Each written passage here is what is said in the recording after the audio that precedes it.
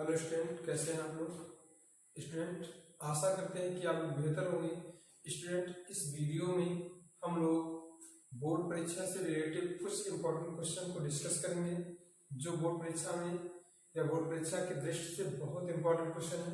Student, इस video को अंत तक देखिए और बोर्ड परीक्षा में आपको बेहतर से बेहतर मार्क्स ये वीडियो आपको दिलाएंगे। तो स्टूडेंट, वीडियो को स्टार्ट करते हैं और हमने एक क्वेश्चन सिलेक्ट किया है, क्वेश्चन नंबर 1, जिसे संयोजन, संकलन या योगात्मक अभिक्रिया के नाम से जानते हैं। तो स्टूडेंट, संयोजन या संकलन या योगात्मक अभिक्रिया को उदाहरण से समझाइए। तो स्टूडेंट, सबसे पहले समझते हैं इसकी परिभाषा क्या होगी।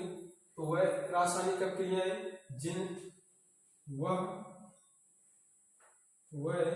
रासायनिक अभिक्रियाएं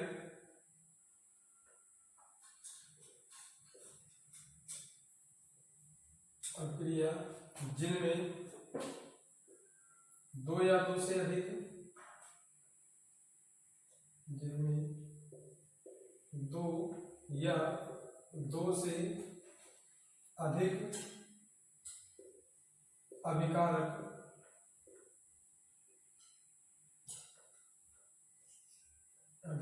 अभिकारक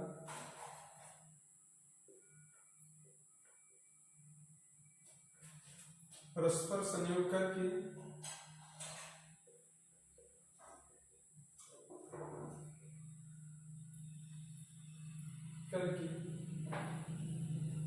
एकल उत्पाद का निर्माण करते हैं।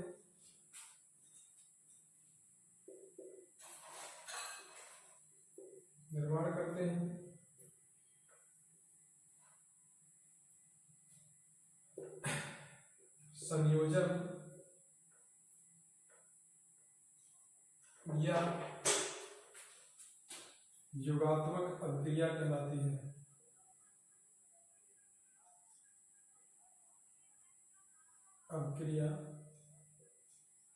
है।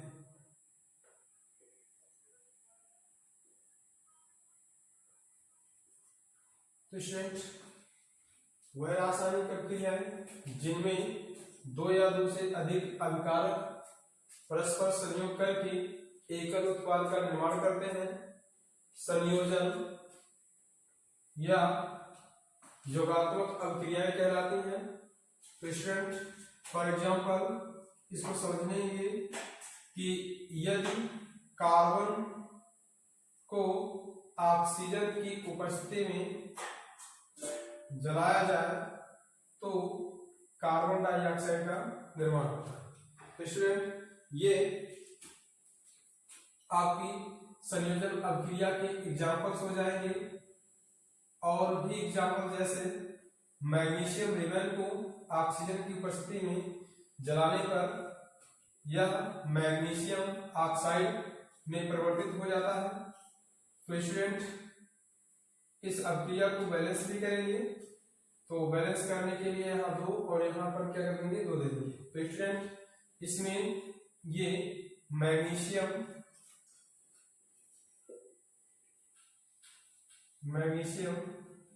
तत्व और ये ऑक्सीजन, इसके बाद बनने वाला जो उत्पाद है वो मैग्नीशियम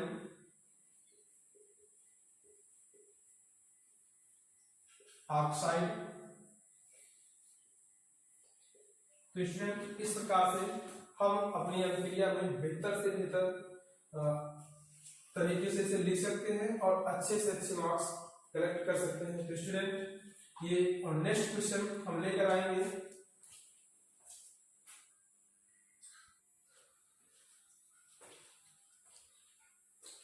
नेक्स्ट क्वेश्चन स्क्रीन पर है।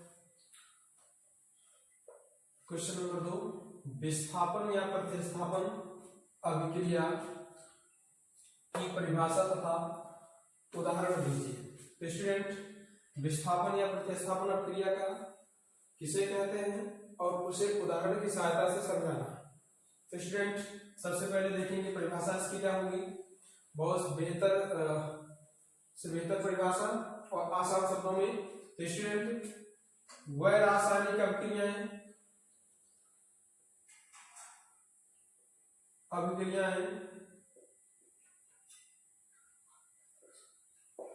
जिनमें अधिक क्रियाशील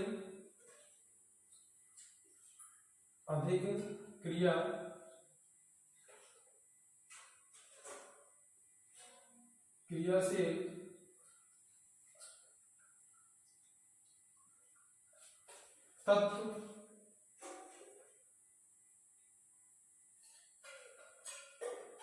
कम क्रियाशील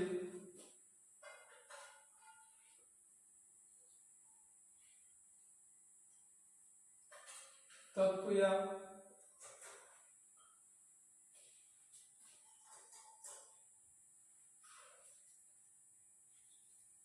परमाणुओं को विस्थापित करके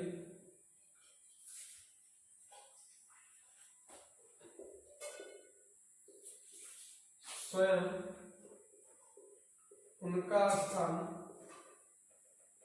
ग्रहण करते हैं। प्रतिस्थापन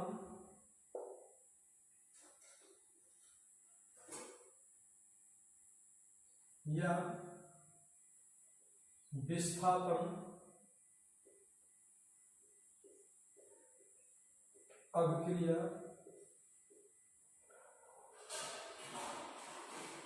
कहलाती है। स्टूडेंट, वह रासायनिक अभिक्रियाएं जिनमें अधिक क्रियाशील तत्व कम क्रियाशील तत्व या परमाणुओं को विस्थापित करके स्वयं उनका स्थान ग्रहण करते हैं, प्रतिस्थापन या विस्थापन अभिक्रिया कहलाती है। स्टूडेंट, इसको हम एग्जाम्पल की सहायता से समझते हैं। तो एग्जाम्पल आपका है कि जिंक की क्रिया सल्फ्यूरिक अम्ल से कराने पर यह जिंक हाइड्रोजन परमाणु को विस्थापित करके जड़ीय NH4 बनाता है और हाइड्रोजन गैस मुक्त होती है। स्टूडेंट, इसमें अधिक क्रियाशील तत्व जड़ीय है और कम क्रियाशील तत्व हाइड्रोजन है। जड़ीय द्वारा हाइड्रोजन का विस्थापन होता है और जिंक हाइड्रोजन के स्थान पर जुड़कर जड़ीय NH4 जिंक सल्फेट का निर्माण करती है और साथ ही हाइड्रोजन गैस भी बनती है। स्टूडेंट, बनने वाला जो उत्पाद है जिंक सल्फेट और अभिकारक के रूप में सल्फ्यूरिक अम्ल। इसी प्रकार से दूसरा एग्जाम्पल हम लोग देते हैं कि सोडियम की क्रिया कॉपर सल्फेट से कराने पर हमें सोडियम सल्फेट साथ में कॉपर प्राप्त होता है। तो स्टूडेंट, इस अभिक्रिया में अधिक क्रियाशील तत्व सोडियम कम क्रियाशील तत्व Cu को विस्थापित करके उसके स्थान पर जुड़कर सोडियम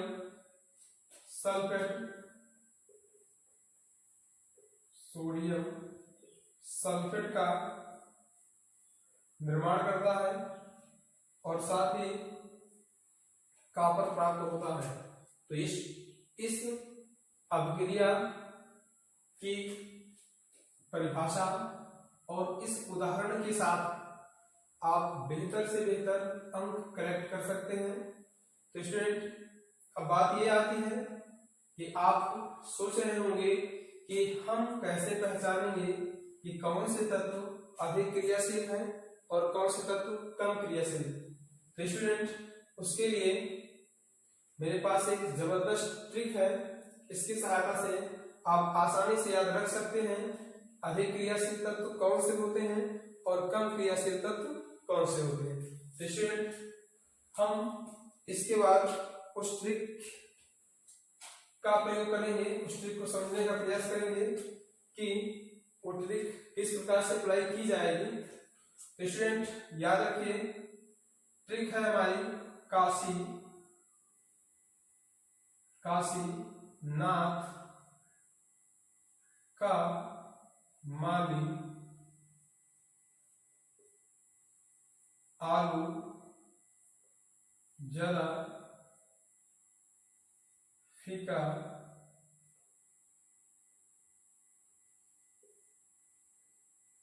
पकाता है।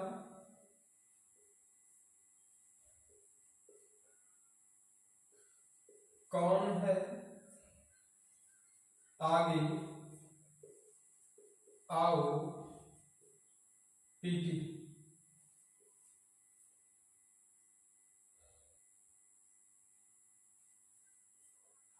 कौन है आगे आओ पीटी।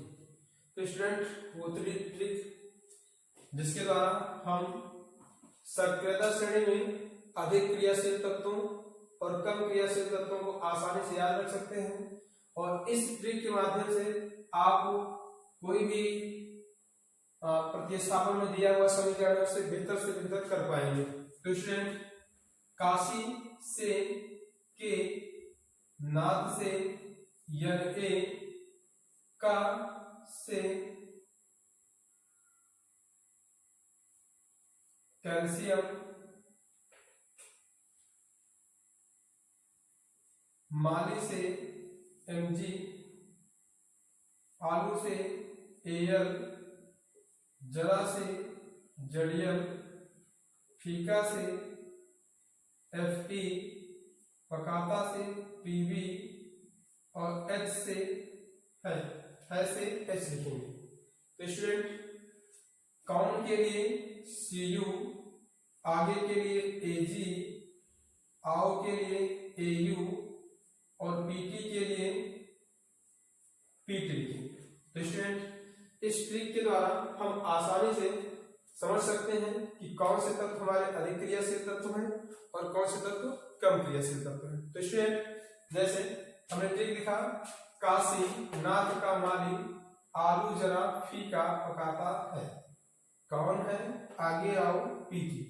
तो स्टूडेंट काशी से हमने के का मतलब पोटेशियम, नाथ से यानी सोडियम, का से कैल्शियम Ca, माली से Mg मैग्नीशियम, आलू Al, जरा से जड़ियम, फीका से Fe, पकाता है Pb, है के लिए हाइड्रोजन, कौन के लिए Cu, आगे Ag, आओ Au, Pt।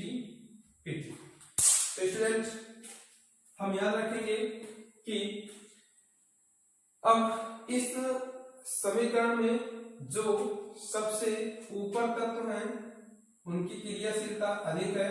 जैसे जैसे इसमें हम नीचे की ओर बढ़ते हैं वैसे वैसे तत्वों की क्रियाशीलता घटती जाती है।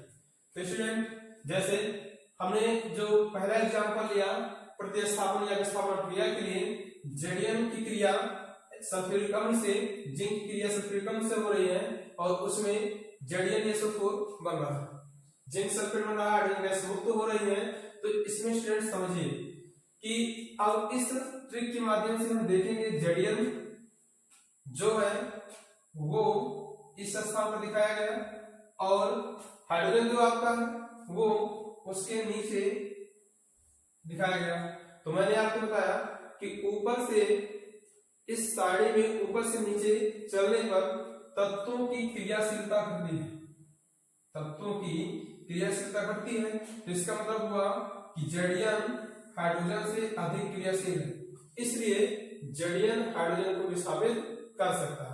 फॉर एग्जाम्पल, इसीलिए यहाँ जड़ीयन ने क्या किया, हाइड्रोजन को विस्थापित किया और उसके बाद स्वयं उसके स्थान पर जुड़ गया, जिससे जिंक सल्फेट का निर्माण हुआ। ठीक इसी प्रकार से दूसरे एग्जाम्पल में जहां सोडियम की क्रिया कॉपर सल्फेट से कराई जा रही है, यहां देखते हैं कि सोडियम जो है वो इसमें सबसे ऊपर यहाँ और Cu जो है वो यहाँ हाइड्रोजन के बाद में है, तो ये अधिक क्रियाशील तत्व है और ये कम क्रियाशील तत्व, इसलिए आसानी से सोडियम कॉपर को क्या करेगा, विस्थापित कर देगा और विस्थापित करने के बाद क्या होगा, स्वयं उसका स्थान ग्रहण करेगा तो सोडियम सल्फेट का निर्माण होगा। तो स्टूडेंट इस ट्रिक को याद रखेंगे तो आसान हो जाएगी ये अभिक्रिया आपके लिए लिखने में भी समझने में भी। तो नेक्स्ट क्वेश्चन आते हैं।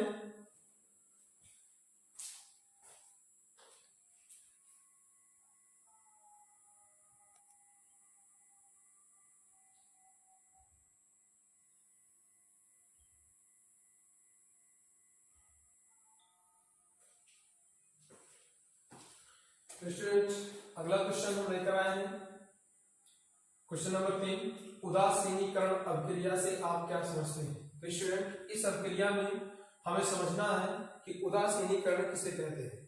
तो स्टूडेंट उदासीनीकरण अभिक्रिया की परिभाषा हम इस प्रकार से लिखेंगे कि वह, स्टूडेंट इस अभिक्रिया को थोड़ा बदलते हैं, हम लोग लिखेंगे जब अम्ल की क्रिया, जब अम्ल की क्रिया क्षार से कराई जाती है, कराई जाती है, तो इस अभिक्रिया के फलस्वरूप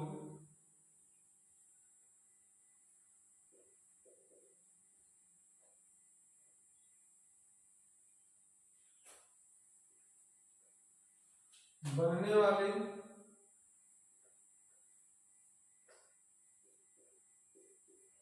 उत्पाद को लवण तथा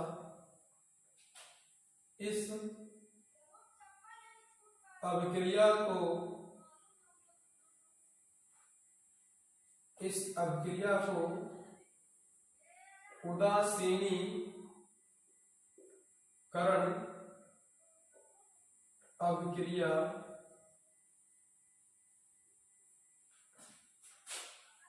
कहते हैं। स्टूडेंट जब अम्ल की क्रिया क्षार से कराई जाती है तो इस अभिक्रिया के फलस्वरूप बनने वाले उत्पाद लवण तथा इस अभिक्रिया को उदासीनीकरण अभिक्रिया कहते हैं। तो स्टूडेंट इस परिभाषा को हम दो परिभाषाओं में यूज कर सकते हैं। एक तो लवण किसे कहते हैं, लवण किसे कहते हैं, और दूसरी चीज उदासीनीकरण अभिक्रिया से आप क्या समझते हैं।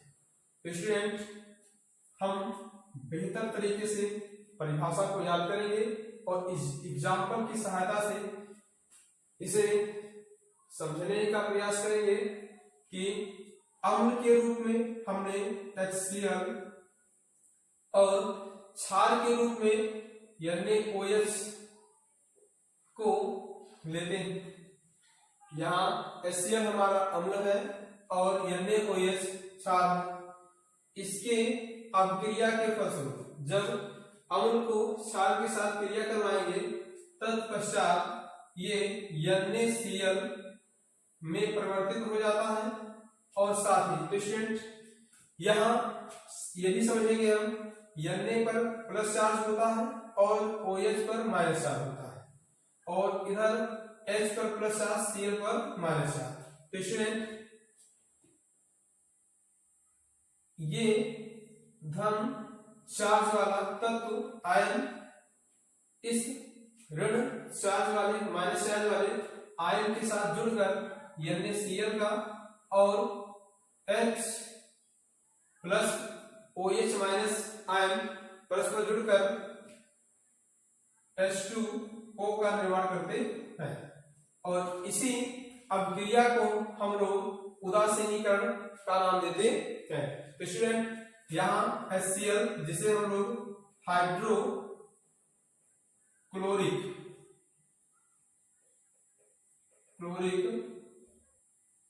अम्ल के नाम से तथा सोडियम NaOH को सोडियम हाइड्रोक्साइड के नाम से जानते हैं और NaCl ये हमारा सोडियम क्लोराइड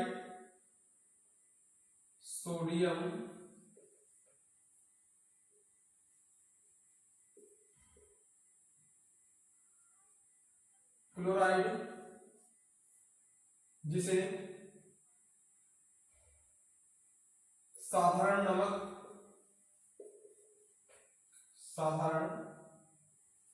नमक भी कहते हैं। ये लवण और जल का निर्माण होता है। तो स्टूडेंट ये हमारे क्वेश्चन जो तीसरा नंबर था जिसे हमने अच्छे से समझने का प्रयास किया। उदासीनीकरण अभिक्रिया से आप क्या समझते हैं, लवण किसे कहते हैं। स्टूडेंट जब अम्ल की क्रिया क्षार से कराई जाती है तो इस अभिक्रिया के फलस्वरूप बनने वाला उत्पाद लवण तथा इस अभिक्रिया को उदासीनीकरण अभिक्रिया कहते हैं। फॉर एग्जाम्पल जब हम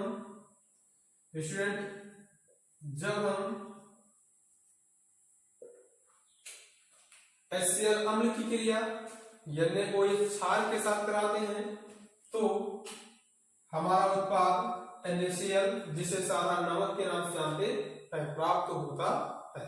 तो नेक्स्ट क्वेश्चन पर चलेंगे। क्वेश्चन नंबर 4 पर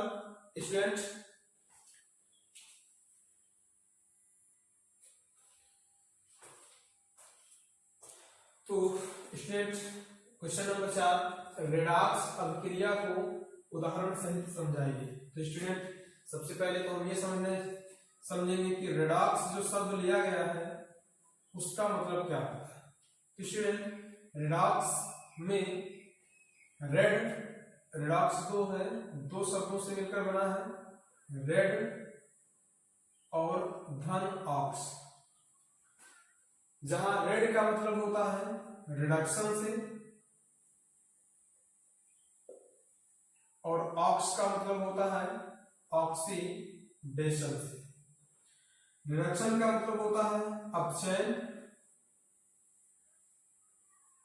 और ऑक्सीडेशन का मतलब होता है ऑक्सीकरण या इसे उपचयन के नाम से जानते हैं। तो स्टूडेंट ये रेडॉक्स अभिक्रिया जो है ऐसी अभिक्रिया है जिसमें अपचयन भी और ऑक्सीकरण ये दोनों होते हैं। तो आप इसे परिभाषित कैसे करते हैं, वह अभिक्रिया जिसमें ऑक्सीकरण और अपचयन, वह अभिक्रिया जिसमें ऑक्सीकरण और अपचयन दोनों साथ साथ होते हैं रेडॉक्स अभिक्रिया कहलाती है। तो स्टूडेंट वह अभिक्रिया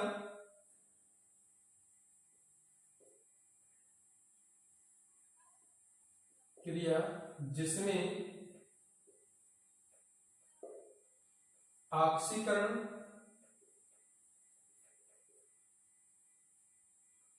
व अपचयन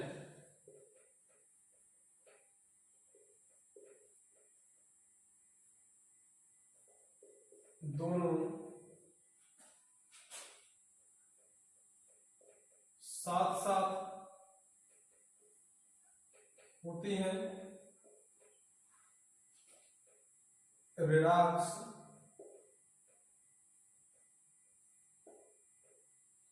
अभिक्रिया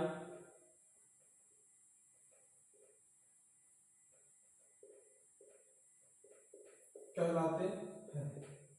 तो स्टूडेंट ये आपकी परिभाषा हो जाएगी कि वह अभिक्रिया जिसमें ऑक्सीकरण और अपचयन दोनों साथ साथ होते हैं रेडॉक्स अभिक्रिया कहलाती है। तो स्टूडेंट इसमें ऑक्सीकरण और अपचयन का मतलब भी हम समझेंगे कि ऑक्सीकरण का मतलब होता है जिसमें ऑक्सीजन का योग व हाइड्रोजन का त्याग,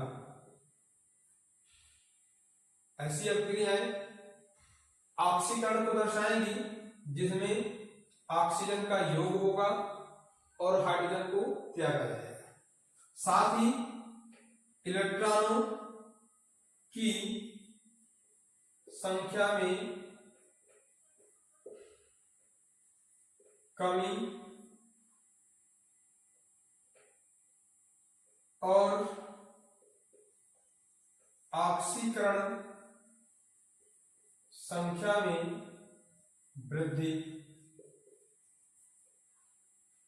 तो ये चार चीजें याद रखेंगे हम लोग, जिसमें ऑक्सीजन का योग हो, हाइड्रोजन त्यागा जाता है, इलेक्ट्रॉनों की संख्या में कमी आएगी और ऑक्सीकरण की संख्या में वृद्धि।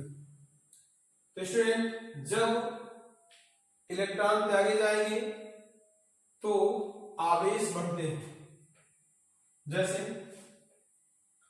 हमारे पास मैग्नीशियम एक तत्व है, यदि यह 2 इलेक्ट्रॉन त्याग देता है तो इसके पास 2 प्लस चार्ज आएंगे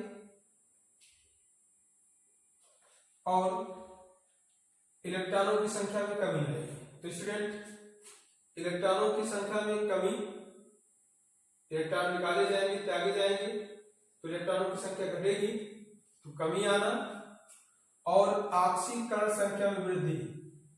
इस पर शून्य आवेश था, लेकिन जैसे इसने 2 इलेक्ट्रॉन त्यागा इसके ऊपर 2 चार्ज क्या होता है, आ जाता है। तो ये है ऑक्सीकरण संख्या की वृद्धि। और साथ में यदि ऑक्सीजन का योग हो और हाइड्रोजन त्यागे तब भी ऑक्सीकरण अभिक्रिया दर्शाते हैं। अब नेक्स्ट समझने का प्रयास करेंगे अपचयन। अपचयन ऑक्सीकरण का बिल्कुल विपरीत होता है। यदि इसमें ऑक्सीजन का योग हुआ है ऑक्सीकरण में तो अपचयन में ऑक्सीजन का त्याग किया जाएगा,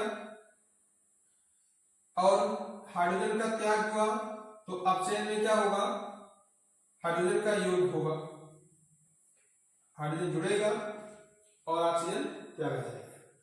साथ ही साथ इसमें इलेक्ट्रॉनों की संख्या में वृद्धि होती है, संख्या में वृद्धि, और यहां ऑक्सीकरण में ऑक्सीकरण संख्या में वृद्धि थी तो यहां क्या हो जाएगा, ऑक्सीकरण संख्या में कमी।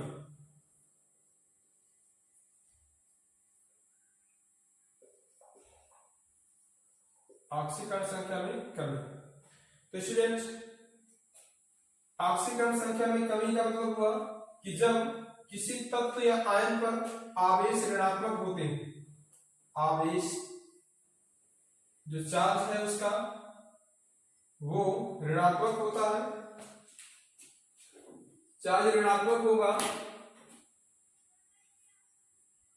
आवेश ऋणात्मक होगा तो भले ही वो संख्या में -1 से 2, 3 या -4 की तरफ अंक बढ़ते जाए, माइनस जितना बढ़ता जाएगा आवेश उतना ही घटता माना जाता है। और धनात्मक आवेश में, चार्ज में जब आवेश धनात्मक होते हैं तो उसमें अगर संख्याएं धन के साथ बढ़ती जाती हैं तो हम समझते हैं कि आवेश बढ़ता जा रहा है। तो माइनस में इसका विपरीत होगा। अगर आवेशित आयन कोई -1 दिखा रहा और कोई दूसरा तत्व जैसे सोडियम के पास Na+ होता है और Cl के पास माइनस होता है। सोडियम जो है Na+ लिखा जाता है, सोडियम आयन, और क्लोरीन आयन जो है या क्लोराइड आयन कहते हैं, क्लोराइड आयन जो होगा माइनस लिखा जाता है। इसका मतलब हुआ कि इन दोनों तत्वों में आवेश किसका अधिक माना जाएगा? जिसके पास धन चार्ज है। धन आवेश जिसके पास होगा वो आवेश ज्यादा माना जाता है, अधिक माना जाएगा। और जिसके पास ऋणावेश है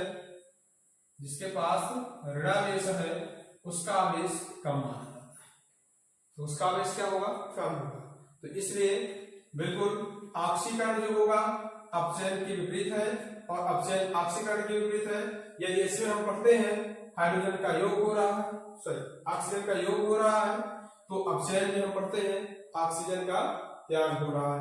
यदि इसे हमें पढ़ते हैं हाइड्रोजन का त्याग हो रहा है तो यहाँ हम लोग पढ़ते हैं उसके विपरीत में हाइड्रोजन का योग हो रहा है। यदि इसमें इलेक्ट्रॉनों की संख्या में कमी आ रही है तो इसमें इलेक्ट्रॉनों की संख्या में वृद्धि होगी। इसमें ऑक्सीकरण संख्या में वृद्धि है तो इसमें ऑक्सीकरण की संख्या में कमी होगी। तो स्टूडेंट ये दोनों एक दूसरे के क्या है? विपरीत है। और मैंने आपको समझाया कि ऐसी अभिक्रिया है जिसमें दोनों ऑक्सीकरण भी हो और अपचयन भी हो, दोनों साथ साथ होते हैं, उन्हें हम लोग रिडॉक्स अभिक्रिया के नाम से जानते हैं। तो स्टूडेंट अब हम समझते हैं कि ऑक्सीकरण और अपचयन किस प्रकार से आप लिखते हैं। तो स्टूडेंट इसका एक एग्जांपल ले लेते हैं हम लोग रिडॉक्स अभिक्रिया का, देख लिया जाए कि इसका जो एग्जांपल है वो होता है कि CuO की क्रिया कार्बन से कराया जाता है तो Cu + CO का निर्माण होता है। तो स्टूडेंट इस क्रम में हमने देखा कि Cu कॉपर ऑक्साइड के साथ ऑक्सीजन जुड़ा हुआ है अभिकारक के रूप में, लेकिन जैसे ही क्रिया प्रारंभ हुई तत्पश्चात हमने देखा कि कॉपर ऑक्साइड से ऑक्सीजन को मुक्त कर दिया गया, यह केवल कॉपर के रूप में बचता है। और इस अभिक्रिया को हम लोग रिडॉक्स अभिक्रिया के अंतर्गत समझने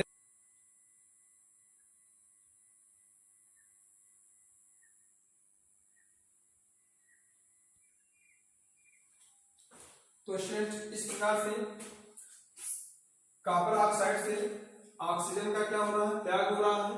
और कॉपर ऑक्साइड से निकला ऑक्सीजन कार्बन के साथ जुड़कर कार्बन मोनोऑक्साइड बना रहा है। तो स्टूडेंट ऑक्सीजन का त्यागा जाना आपको समझाया गया कि ऑक्सीजन त्यागा जाएगा तो उसमें अपचयन, और यदि ऑक्सीजन जुड़ेगा तो ऑक्सीकरण। तो स्टूडेंट ये अभिक्रिया ऑक्सीकरण और अपचयन दोनों को प्रदर्शित करता है कि इस अभिक्रिया में ऑक्सीकरण और अपचयन दोनों साथ साथ हो रहा है। स्टूडेंट ऐसे ही एक एग्जांपल पर हम और बात करेंगे, जैसे ZnO। तो अगला अभिक्रिया हम समझने का प्रयास करेंगे जिसमें दिया गया है ZnO + C साइनापेरो Zn + CO। और ठीक इसी प्रकार से एक अभिक्रिया हमको और दी जा रही है जिसमें हमें बताना है NO2 +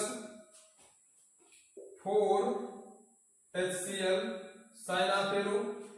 इसमें उत्पाद के रूप में MnCl2 + Cl2 और H2 का निर्माण होता है, Cl2 + 2H2 का निर्माण होता है। तब इस अभिक्रिया में समझना है कि ऑक्सीकरण और अपचयन कहाँ दिखाई देंगे, कहाँ हो रहे हैं।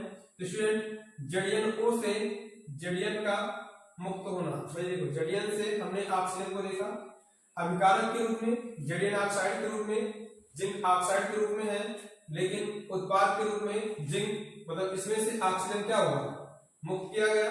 और ऑक्सीजन का त्यागा जाना हम जानते हैं कि अपचयन होता है, तो इसमें अपचयन और कार्बन के साथ ऑक्सीजन का जुड़ना ये ऑक्सीकरण कहलाता है। ये हो जाएगा ऑक्सीकरण।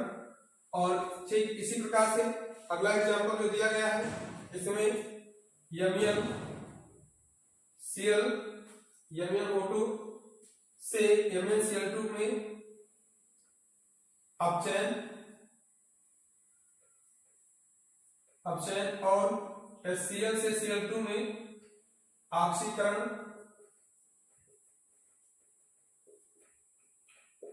हो रहा है। तो स्टूडेंट क्योंकि इसमें ऑक्सीजन का ह्रास हो रहा है, ऑक्सीजन त्यागा जा रहा है और इसमें हाइड्रोजन त्यागा जा रहा है। ऑक्सीजन का त्यागा जाना आपको अपचयन पढ़ाया गया और हाइड्रोजन का त्यागा जाना आपको ऑक्सीकरण बताया गया। तो स्टूडेंट ये कुछ उदाहरण है, एग्जांपल है इसके, जिससे आप रेडॉक्स अभिक्रिया में लिखकर बेहतर अंक प्राप्त कर सकते हो। तो स्टूडेंट नेक्स्ट क्वेश्चन हम देखेंगे।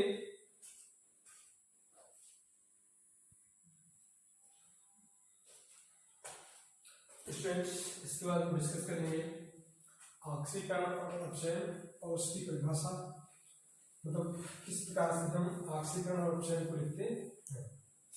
तो स्टूडेंट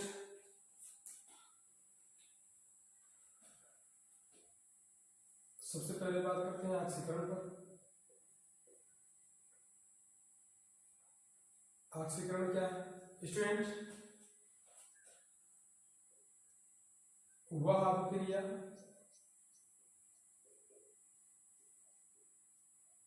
जिसमें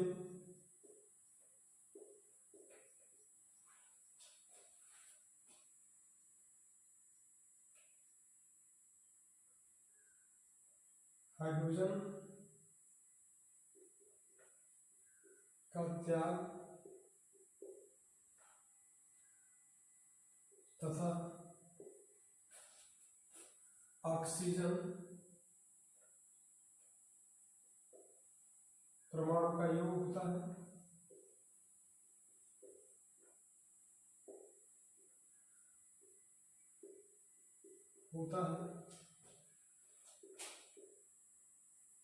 ऑक्सीकरण प्रक्रिया कहलाती है। अभिक्रिया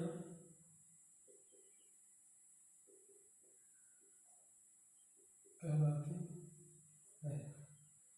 तो स्टूडेंट जिस अभिक्रिया में हाइड्रोजन त्यागे जाते हैं और ऑक्सीजन परमाणुओं का योग होता है, वह अभिक्रिया ऑक्सीकरण अभिक्रिया कहलाती है। या फिर दूसरी परिभाषा हम लोग बता सकते हैं,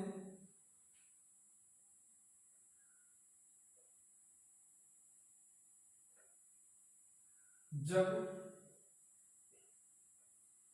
किसी तत्व या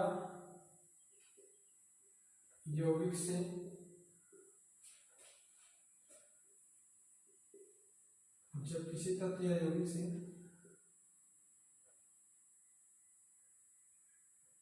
ऑक्सीजन और जब किसी तत्व या यौगिक से यौगिक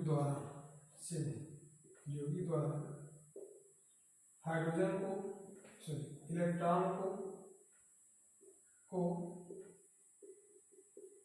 त्याग कर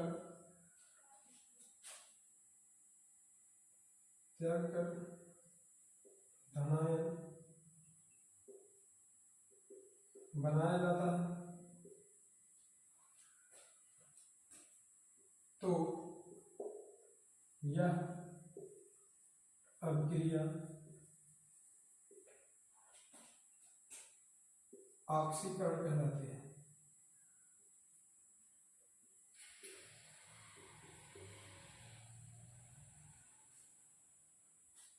जिस अभिक्रिया में वह पदार्थ जिसका ऑक्सीकरण होता है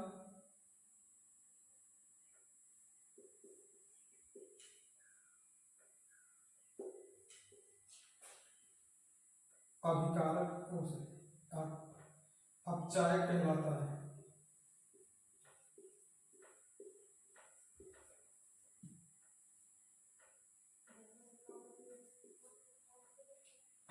तो स्टूडेंट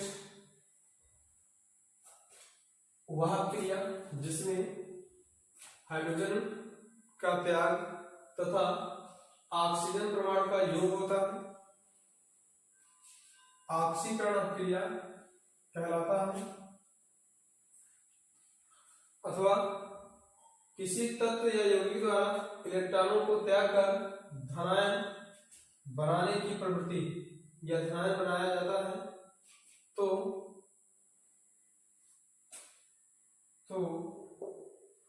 यह अभिक्रिया ऑक्सीकरण कहलाती है।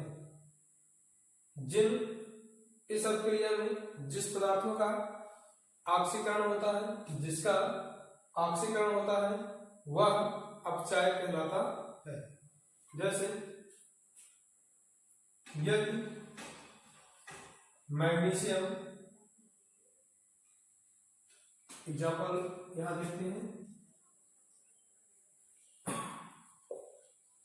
मैग्नीशियम परमाणु द्वारा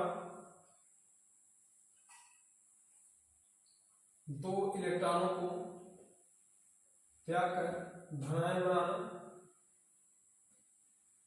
तथा सोडियम परमाणु द्वारा एक इलेक्ट्रॉन त्याग कर धनायन बनाना, इसके एग्जाम्पल हो जाएंगे। इसके पश्चात हम बात करेंगे अपचयन अभिक्रिया।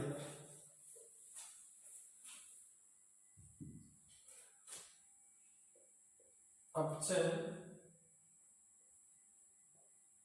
अभिक्रिया स्टूडेंट वह अभिक्रिया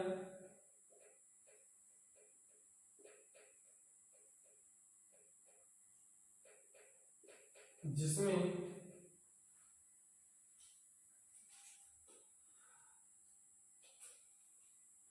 हाइड्रोजन परमाणु का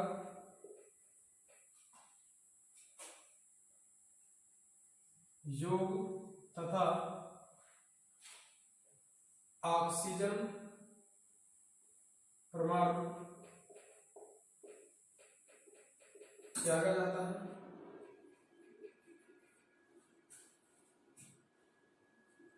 अपचयन अभिक्रिया कहलाती है।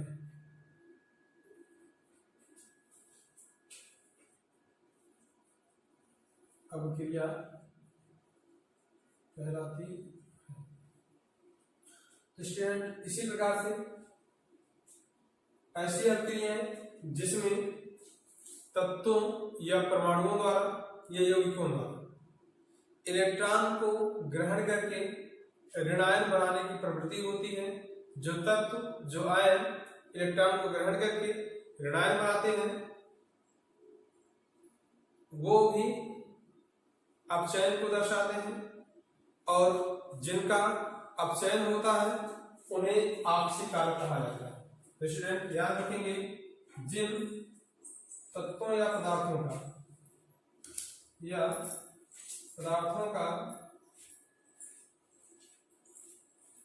का अपचयन होता है वह ऑक्सीकारक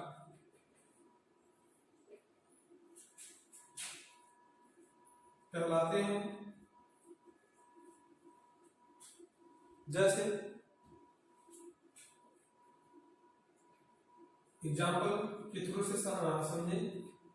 जैसे Cl परमाणु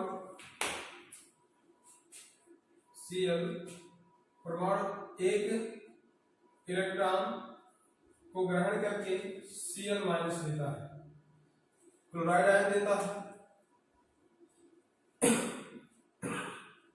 इसका मतलब हुआ कि Cl ने एक इलेक्ट्रॉन ग्रहण किया और एक इलेक्ट्रॉन ग्रहण करने के पश्चात Cl पर एक माइनस चार्ज आए, तो इसे हम क्या कहेंगे?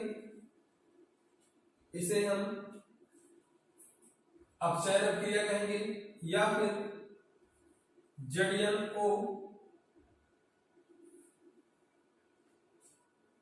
प्लस C साइन आप Zn प्लस CO। तो इस अभिक्रिया में ZnO जिंक ऑक्साइड और जिंक के मध्य अपचयन क्रिया हो रही है, चूंकि यहां Zn ऑक्साइड के द्वारा ऑक्सीजन त्यागा जा रहा है, तो इस क्रिया को भी हम अपचयन कहते हैं। स्टूडेंट नेक्स्ट क्वेश्चन पर चलते हैं।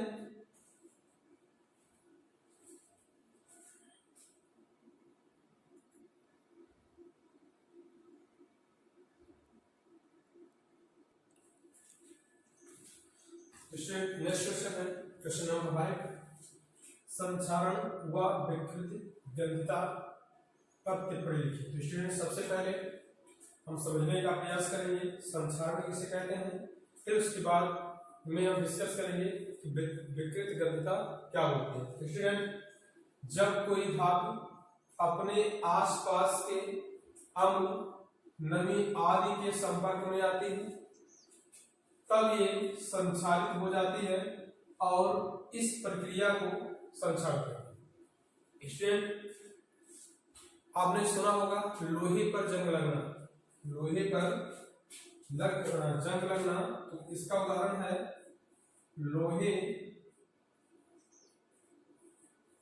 पर जंग लगना।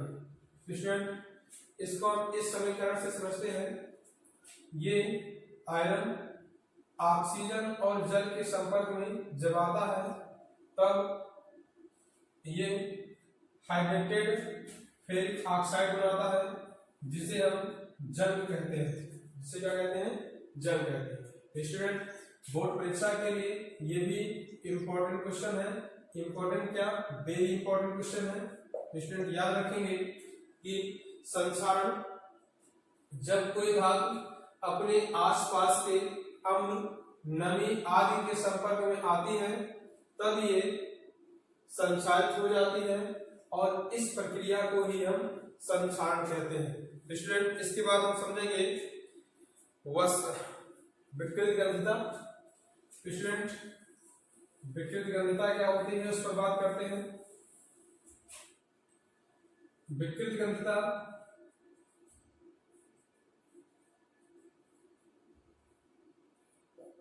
स्टूडेंट आपने पैकेटों में जो वस्तुएं आती हैं हमने देखा होगा, उसमें वायु होती है। ऐसा लगता है जैसे इसमें क्या किया गया है, हवा भर दिया गया है। स्टूडेंट ऐसे वसायुक्त पदार्थों को अपचयन से बचाने के लिए, उसमें अपचयन ना होने पाए उससे बचाने के लिए उसमें हम नाइट्रोजन गैस का प्रयोग करते हैं, नाइट्रोजन गैस भर देते हैं।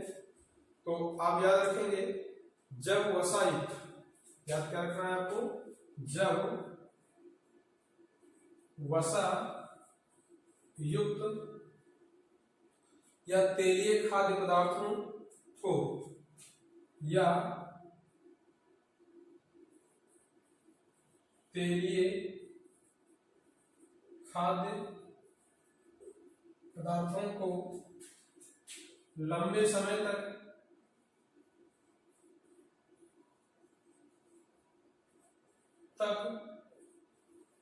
रखा जाता है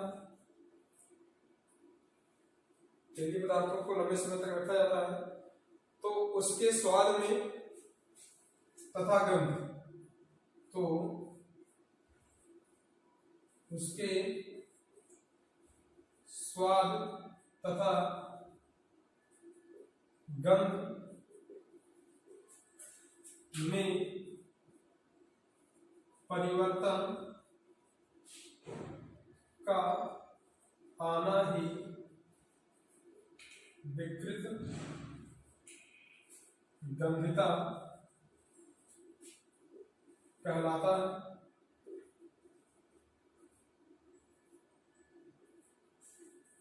स्टूडेंट्स, जब हम वसा या तेलीय खाद्य पदार्थों को लंबे समय तक रखते हैं, जैसे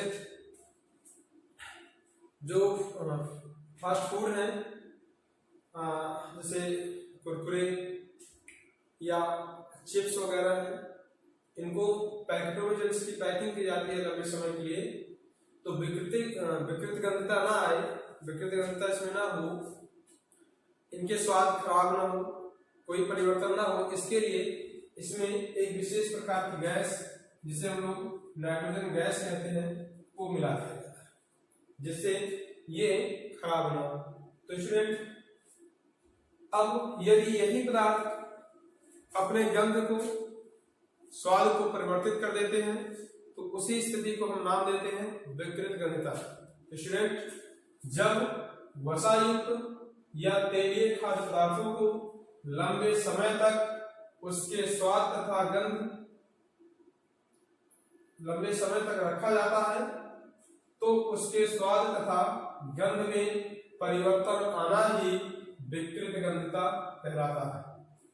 तो स्टूडेंट, इसको विकृत गंधता से बचाने के लिए पदार्थों में नाइट्रोजन गैस का प्रयोग करते हैं और साथ ही BHA तथा BHT का प्रयोग किया जाता है। ये भी विकृत गंधता से बचाने के लिए प्रति ऑक्सीकारक की तरह काम करते हैं। BHA का नाम होता है ब्यूटिलेटेड, इसका नाम लिखिए हम लोग ब्यूटिलेटेड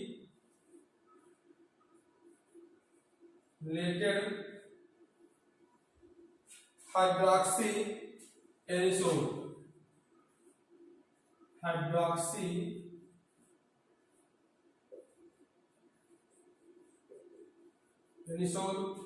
और ये दूसरा हो जाएगा butylated hydroxy toluene, butylated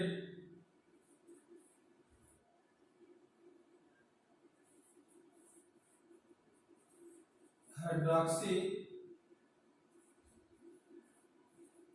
toluene. इन पदार्थों के द्वारा भी हम चिप्स जैसे पदार्थों को आसानी से विकृत गंधता से बचा सकते हैं। तो नाइट्रोजन गैस हो गया, BHA हो गया, BHT हो गया, जिसका नाम होगा ब्यूटिलेटेड हाइड्रॉक्सी एनिसोल और ब्यूटिलेटेड हाइड्रॉक्सी टॉलुइन। तो स्टूडेंट, अब नेक्स्ट क्वेश्चन की तरफ हम लोग बढ़ते हैं। क्वेश्चन नंबर 6 जो है,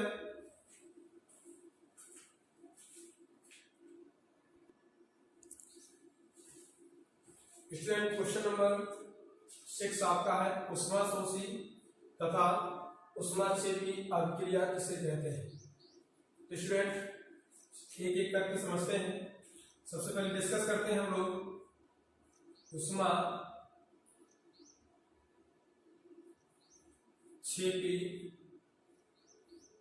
अभिक्रिया। स्टूडेंट, उष्माक्षेपी अभिक्रिया वह अभिक्रियाएं हैं जिनमें अभिक्रिया के फलस्वरूप उष्मा उत्सर्जित होती है और मिश्रण का ताप बढ़ जाता है। तो स्टूडेंट, जिनमें यह अभिक्रिया होगी, जब अभिक्रिया संपन्न होगी तो उन पदार्थों का तापमान बढ़ेगा और उष्मा क्या होगी, उत्पन्न होगी। तो स्टूडेंट याद रखेंगे, वह अभिक्रिया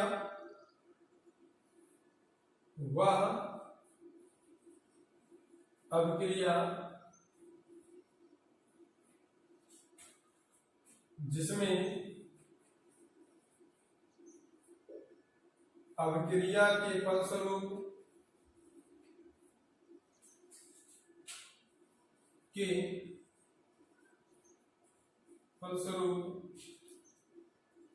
वह अभिक्रिया जिसमें अभिक्रिया के फलस्वरूप ऊष्मा का उत्सर्जन होता है,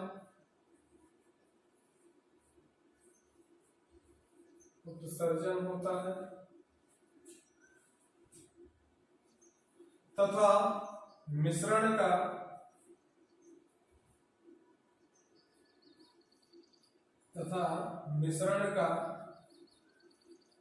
ताप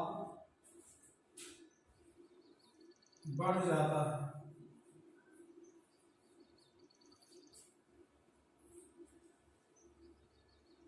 ऐसी अभिक्रियाएं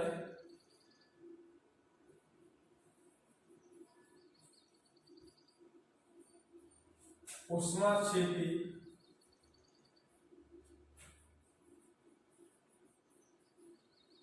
अभिक्रियाएं कहलाती हैं।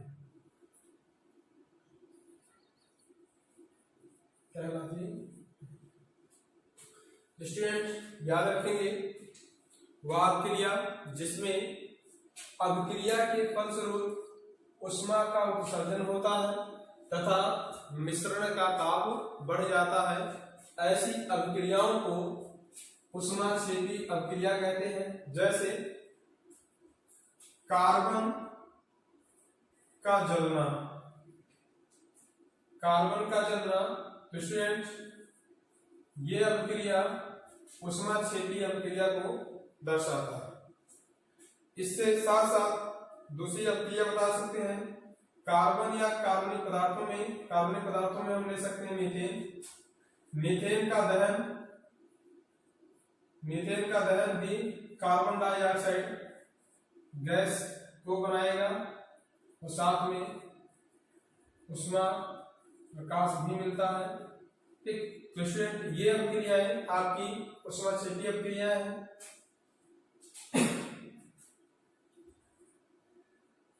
तो स्टूडेंट आगे बढ़ते हैं। इसी क्रम में ऊष्मा शोषी अभिक्रिया किसे कहते हैं? तो ऊष्मा शोषी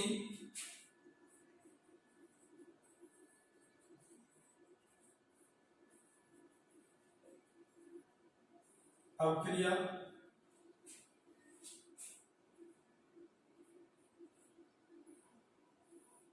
वह अभिक्रिया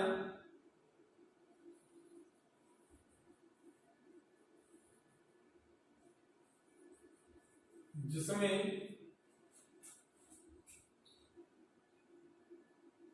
अभिक्रिया के फलस्वरूप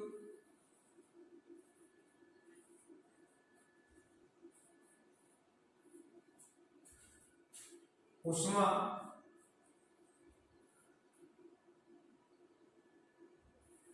का अवशोषण होता है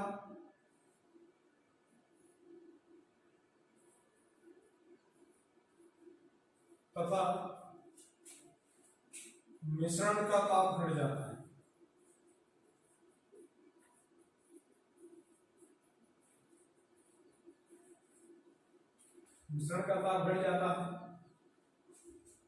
ऊष्मा शोषी अभिक्रिया कहलाती है। फॉर एग्जाम्पल, यदि नाइट्रोजन गैस की क्रिया ऑक्सीजन गैस से करा दी जाए तो इस अभिक्रिया में हमें पहले से ही ऊष्मा का प्रयोग करना पड़ता है। मतलब ये अभिक्रिया बिना ऊष्मा के संपन्न नहीं हो सकती। तो इस अभिक्रिया में ऊष्मा अवशोषित हो रहा है। क्योंकि ऐसी अभिक्रियाएं जिसमें अभिक्रिया होने के लिए ऊष्मा देना पड़े, वो अभिक्रियाएं याद रखेंगे ऊष्मा शोषी होती है। और जिन अभिक्रियाओं में अभिक्रिया के फलस्वरूप ऊष्मा उत्पन्न होती है वो ऊष्मा निक्षेपी अपक्रियाएं कहलाते हैं। ठीक स्टूडेंट, नेक्स्ट क्वेश्चन पर चलते हैं और नेक्स्ट क्वेश्चन हमारा है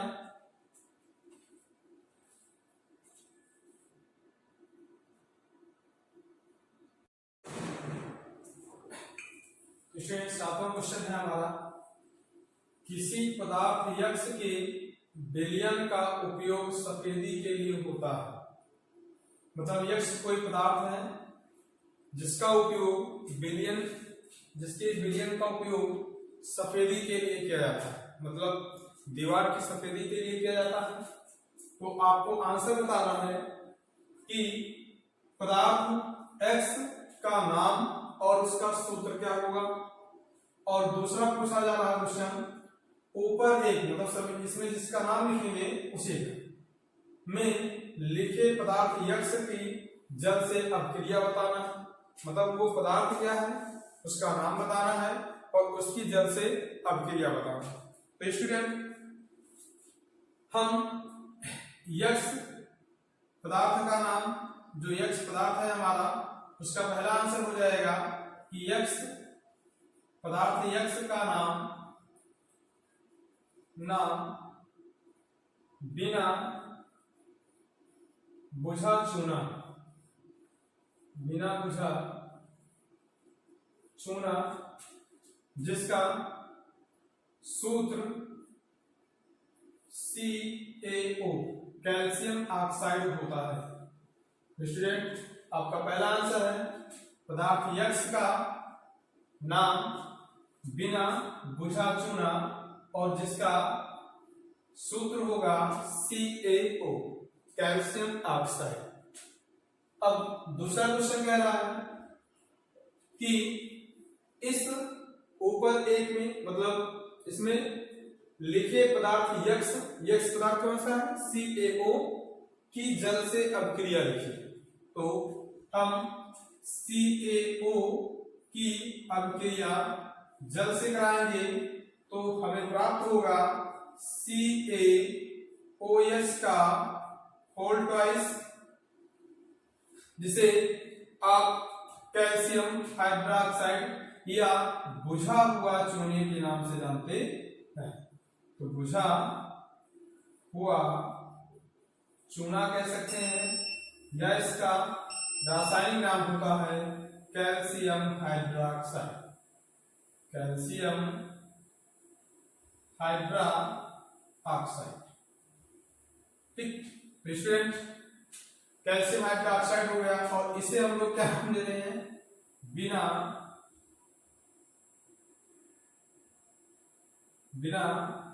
बुझा चूना। ठीक, स्टूडेंट,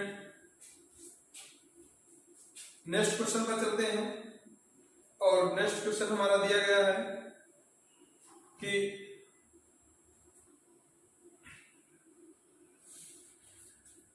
प्राकृतिक गैस,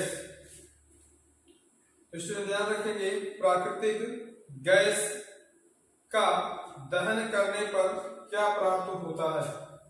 तो स्टूडेंट, प्राकृतिक गैस का दहन करने पर क्या प्राप्त होता है, या फिर प्राकृतिक गैस जो है, प्राकृतिक, क्वेश्चन नंबर 8 है आपका, प्राकृतिक गैस के दहन से क्या प्राप्त होता है। तो स्टूडेंट, प्राकृतिक गैस के दहन से, प्राकृतिक गैस को हम लोग मीथेन गैस के नाम से जानते हैं। तो स्टूडेंट, इसमें मीथेन के दहन की प्रक्रिया समझना है। तो मीथेन को जब ऑक्सीजन की उपस्थिति में जलाया जाता है तो कार्बन डाइऑक्साइड तथा जल का निर्माण होता है और साथ ही ऊष्मा तथा प्रकाश भी प्राप्त होता है। तो स्टूडेंट, इस अपक्रिया को हम लोग दहन अपक्रिया कहते हैं या प्राकृतिक गैस का दहन या मीथेन का गैस का दहन। स्टूडेंट, इस अपक्रिया का प्रयोग हम दहन अभिक्रिया में, ऑक्सीकरण अभिक्रिया में भी यूज कर सकते हैं। मतलब इसी अभिक्रिया का प्रयोग हम दहन के लिए भी प्रयोग करते हैं, ऑक्सीकरण अभिक्रिया में भी प्रयोग करते हैं, और यहाँ प्राकृतिक गैस के दहन के रूप में भी पूछा जा रहा है। तो स्टूडेंट, आशा करते हैं आज की ये इंपॉर्टेंट क्वेश्चन की जो सीरीज है आप लोगों को बेहतर लगी होगी, समझ में आया होगा। अगर इस सीरीज से संबंधित कोई, इस चैप्टर से संबंधित कोई डाउट रहा हो, तो आप कमेंट बॉक्स में कमेंट करके हमें बताएं। आशा करेंगे कि आप अच्छे से अपने बोर्ड की तैयारी करेंगे, तैयारी कर रहे हैं, करते रहेंगे, और जो डाउट होगा हमें कमेंट बॉक्स में बताते रहेंगे। और साथ ही यदि वीडियो इस चैनल पर नए हैं तो आप चैनल को सब्सक्राइब करें, अपने मित्रों दोस्तों के साथ शेयर करें, और यदि वीडियो अच्छी लगी हो तो लाइक कीजिए, कमेंट कीजिए। धन्यवाद। जय हिंद।